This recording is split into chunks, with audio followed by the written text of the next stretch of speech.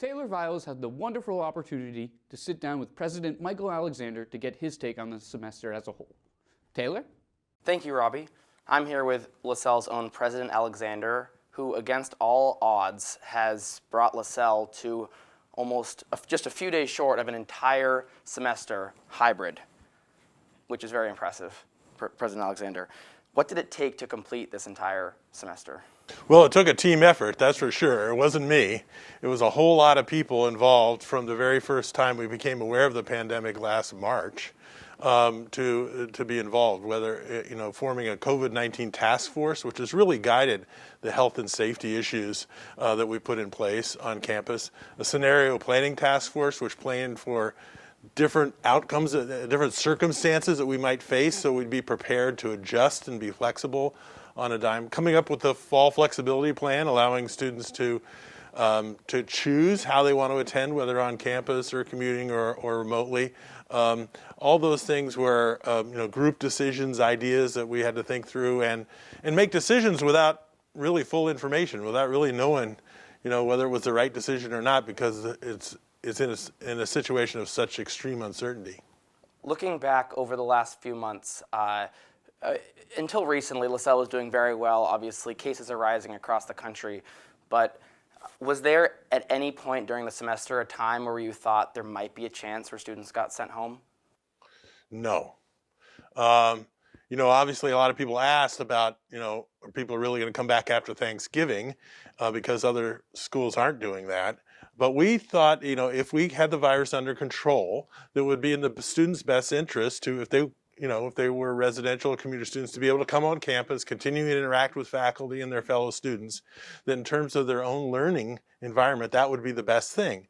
And sure enough, we've had success in controlling the virus through this semester and still are. And so why not? Why not continue? Why not allow students to come back and have as complete of experience as possible, in which can't be exactly complete, exactly, it's obviously not normal circumstances, it's not the same as normal, but to do the best we can for our students and also for our faculty and staff as well. If you could go back to August before this entire semester started, is there anything you would do differently coming into this semester?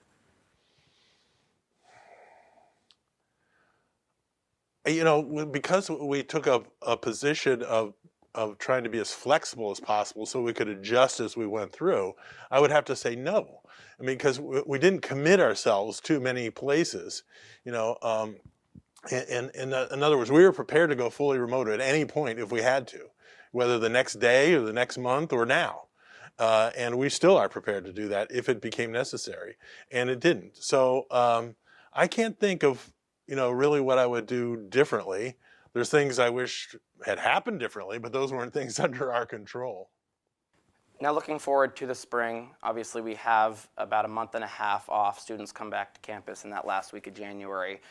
What changes are going to be made, if any, in the spring to continue to see that success as cases continue to rise in the United States? Right now, I would say, obviously we ask ourselves that question like every day, but right now I'd have to say not much. In other words, what we've been doing is working, and the circumstances on campus haven't changed dramatically. We've had a little uptick in cases, but nothing we haven't been able to manage just as quickly in terms of getting people isolated and quarantined immediately and making sure that there wasn't a lot of transmission happening on campus.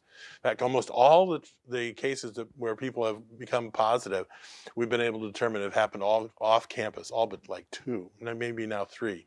So really, we think until there's a vaccine or therapeutic approaches that change the circumstances in the environment around us, we should keep doing what we're doing.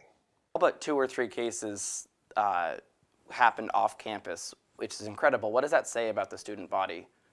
What that says is the student body really took responsibility for not just complying with the safety protocols and getting tested when they're supposed to get tested, but making sure that their fellow students did it too.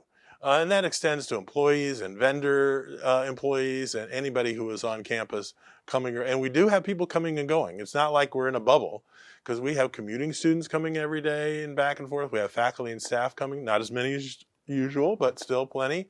And so it really took a whole community effort, not only to go along with the program, but to make sure everybody else went along with the program. And as you know, we planned that. We even came up with the tagline, it's not just about you, it's about everybody. And I think evidence is that's worked so far.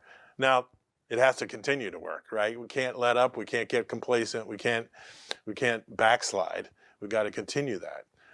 The second point is, we are lucky in Massachusetts that we had this amount of testing available to us. Most places in the country, they couldn't test people twice a week like we do here.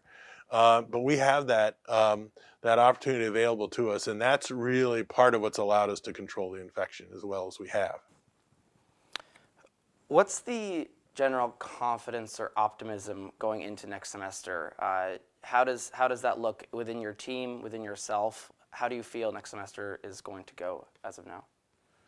I think there's still a great deal of uncertainty, and so it's hard to predict anything.